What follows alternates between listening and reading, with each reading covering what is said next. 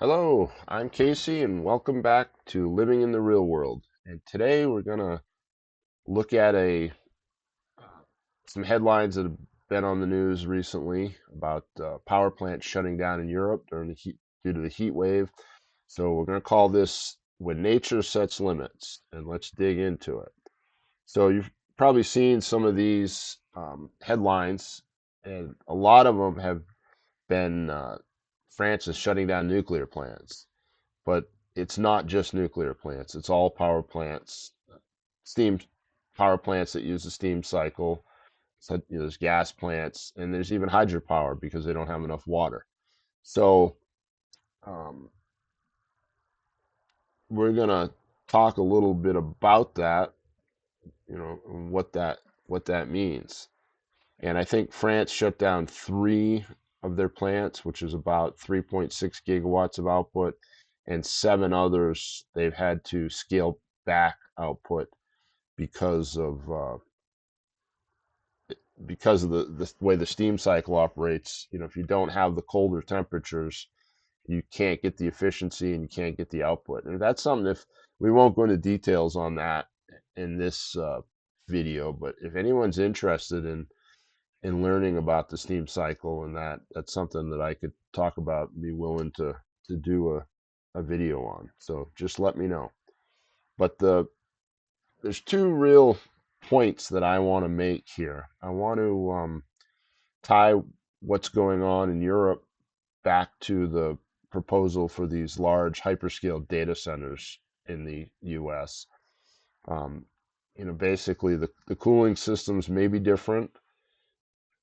The way these plants that they've shut down in Europe, they're basically pulling water out of the river, running it through the plants, the condenser, and then bringing it back, putting it back into the river. So these are huge, you know, flow rate of water, and it's raising the temperature. So you can just see what the effect has. And the plants we're talking about in Europe are the ones they shut down are around 1 gigawatt, 1,000 megawatt output. And some of the plants, the data centers with power plants, included in the facilities, are 9 and 10 gigawatts. So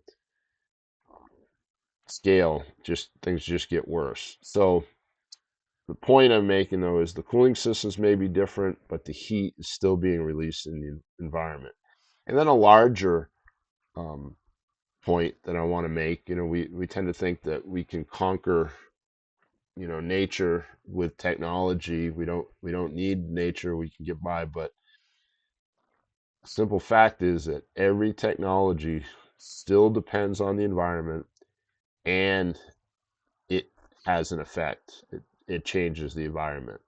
So um, let's get into it.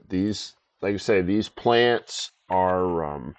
This is not the first time this has happened. Not It's not exclusive to nuclear. It doesn't matter, um, the type of plant. But when they really need the power, because it's so hot for air conditioning, and Europe doesn't have it to the same extent that we do. They can't get it because it's being limited by nature. So the first thing is why are they shutting them down? Why the regulators say, hey, you have to shut these plants down or scale back. So, we talked about that they can't get the full output, can't get the efficiencies. That's just the way the physics work. But what happens to the ecosystem when the water is heated up past a certain point? So in these systems, there's whole whole ecosystem of aquatic life that's there that are used to, they can stay within a range of temperatures and oxygen levels and nutrient levels and all that. They can adapt to within a range, but basically they like where they live, and they're used to where they live. And when warmer water holds less oxygen, so these animals can't can't get the oxygen they need. Also, when water warms up, the metabolism for these aquatic species also increases. So now they've got double stress. They can't get enough oxygen, need more oxygen. So now we can become harmful. Now, some species, can die very quickly. Some, start having health effects, reduce reproduction rates, things like that. Um, but probably most of them will adapt as long as it cools down. Um, the long-term effect is that the species that are there that make their home there that can survive there, are either going to get wiped out or move on to some place that they can survive, and other species, which we label invasive species, will come take over.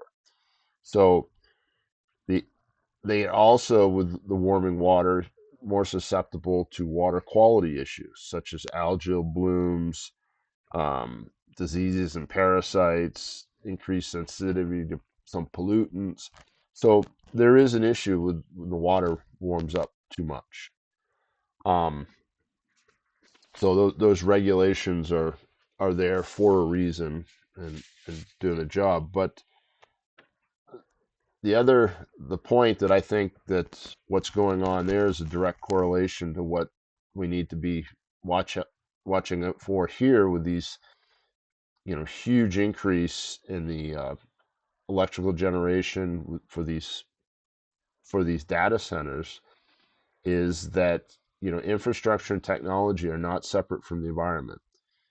The plants in Europe, may cool in a different way, but all of these plants are still emitting all that heat into the environment, um, with same or different results, but the results are negative. So